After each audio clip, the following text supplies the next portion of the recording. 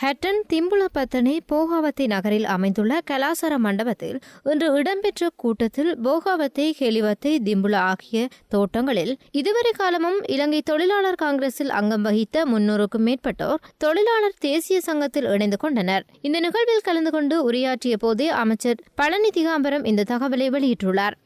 நீங்க தோட்டத்தில் இருக்கணுமா? ஒரு நாள் பாருங்க, எங்க பார்த்தாலும் எங்க இருக்கிறோம் போகாவத்தை மேடிசன் கீடிசன்.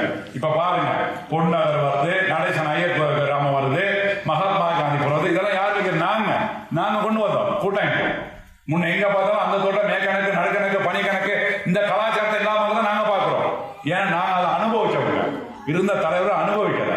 இந்தியாவில் வந்து அங்க இருந்து கிராமத்துல வந்தவங்க, அவங்களுக்கு கிராமம் தெரியும். ஆனா அந்த கிராமத்தை கொண்டு வரல. ஏன்னா இவன் கிராமத்துல போய் நல்லா இருந்தா நம்ம ஓட்டு போட மாட்டான்னு சொல்லி.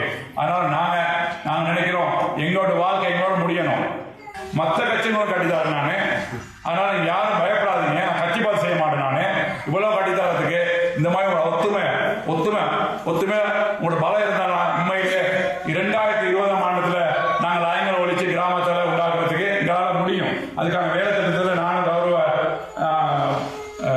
பாராளுமன்ற உறுப்பினரும் மனிதவள தலைவரும் முயற்சிக்கிட்டு இருக்கோம்.